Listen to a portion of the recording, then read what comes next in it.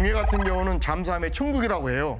왜냐하면 그 수기라는 게 있어요. 영어로는 워러메스. 우리말로는 물덩어리 있어요. 물덩어리가 있는데 그게 이제 바다 곳곳에 아주 많아가지고 음파에 잡히면 이게 잠수함으로 오인되기도 해요.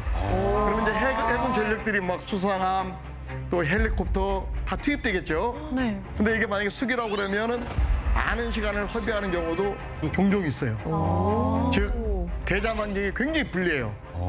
예, 음파가 잘 우리한테 오지도 않고, 퍼지지가 않네. 예, 그다음에 수기도 좀 많고, 그래서 한시에도 경계를 늦출 수 없는 거죠. 그래서 이제 대한민국 정부는 AI 기반의 첨단 전력 확보와 그다음에 군 구조, 그다음에 교육 훈련을 어떻게 혁신시키는지를 목표로 하는 국방혁신 4.0을 발표했어요. 그다음에 이제 국방부의 그런 정책에 따라서 대한민국 해군도 현재 네이비 시 고스트를 추진하고 있습니다. 네이비 네이비 씨 고스트.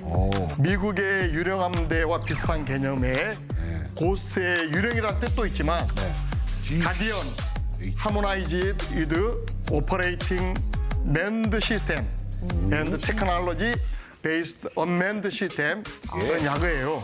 이런 유인 체계와 무인 체계가 첨단 기술로 서로 조화를 이루어가지고 해양의 수호자라는 거예요. 제가 지난 4월에 우리나라 해군의 미래를 보여주는 전시가 있었어요. 직접 가봤었는데요. 진해 해군선학께서 벌렸던 방산 전시를 한번 보실까요? 네.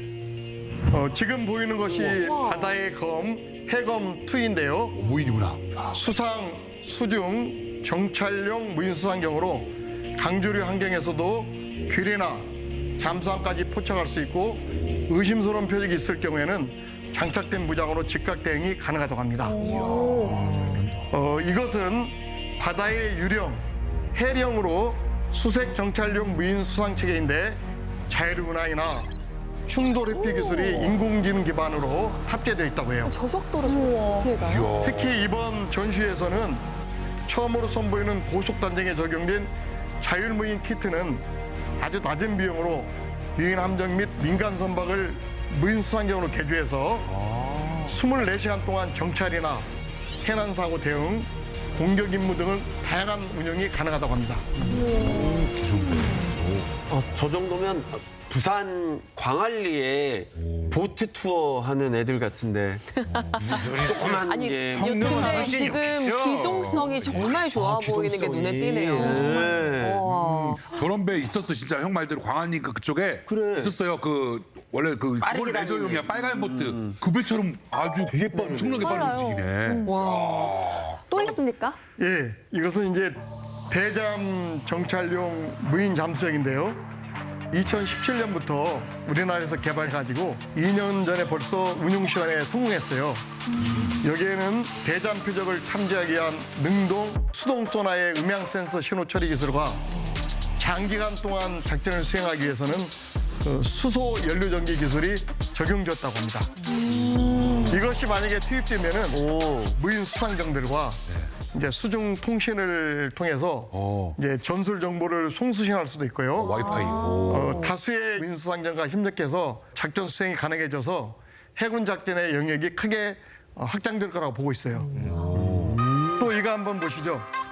지금 보시는 것은 지난 5월 어벤져스. 캐나다에서 열린 방산 전시에서 우리나라가 선보인 무인 전력 주의 통제함 고스트 커맨더입니다.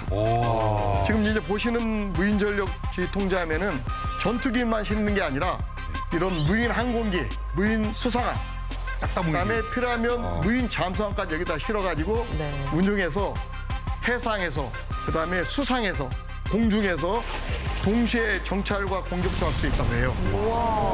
그래서 앞으로 우리도 이렇게 이제 가야 될 이제 그런 방향입니다. 이외에도 무인 귀리 처리기, 귀리 탐색 및 제거용 수중 드론, 자율 무인 잠수정 AUV 등이 개발되었고 또 개발 중이라고 해요. 그런데 우리가 육상 전력을 생각해 보면은 전차도 그렇고 탱크도 그렇고 막 유럽에 수출하고 막 우리나라가 사실 그 육상 전력에서는 이 만드는 거에서는 거의 세계 최고급인 것 같은데 이런 해상 전력, 특히 이렇게 무인 전투 체계 이런 거에서는 살짝 뒤처지는 느낌이 있거든요. 우리는 좀 어떻게 이 차이를 극복해 나가야 될까요? 이제 만약에 임진왜란이 발살했을 때 조선의 수군이 여러분들이 생각했을 때 어떻게 왜군을 그렇게 격파할 수 있었을까요?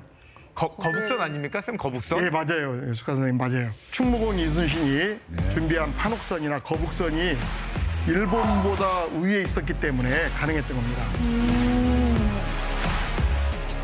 사실 우리나라는 다른 나라에 비해서 인공지능 기술도 우수하고 조선 기술도 거의 세계에서 거의 탑이에요. 그다음 해군력도 절대 뒤지 않아요. 전체 국방력은 한 6번째 되는데 해군력은 세계에서 한 7번째 또는 8번째 정도로 평가받고 있어요. 그래서 이제 지금부터 적극적으로 민, 관, 군, 산하견이 전략적으로 협력하고 재정도 경제적으로 투자해야 합니다. 저는 지난해 제주 해상에서 민간 위성을 탑재한 우주 발사체 발사 성공이 이루어지는 걸 보면서 정말 바다의 사나이로서 큰 자부심을 느꼈어요. 그래서 이제 해양 영역 인식, 그다음에 또 이제 우주 영역 인식이라는 게 있어요. 즉 국가 차원에서 이 해양과 우주에서 잠재적인 위협과 그다음에 기회를 찾고 또 이해를 하고 그 영역을 균형 있게 밸런스 있게 이렇게 발전시킨 것이 매우 필요하다고 봅니다. 그래야만이 대한민국이 해양 강국, 우주 강국으로 도약하고 국민의 생명과 재산을 보호하고 국익을 창출하고 세계 평화에도 기여할 수 있다고 생각합니다.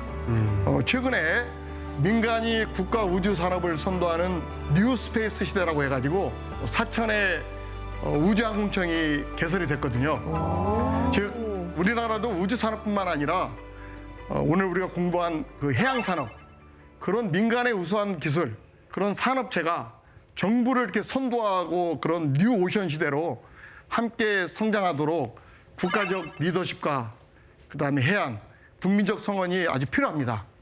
왜냐하면 대한민국은 벌써 조선 해양 산업과 함 건조 또 체계 통합도 충분히 가능한 세계 최고 수준입니다.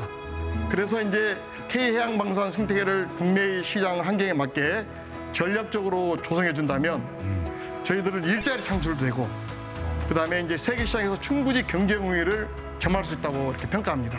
무엇보다도 북한의 위협 등 전방의 안보 위협, 무역 의존도가 높은 우리나라의 경제 특성 등을 고려할 때 지금보다도 더 해양 안보 증진과 해양력 강화를 위해서 노력해야만이 대한민국 바다를 보다 안전하게 지킬 수 있습니다.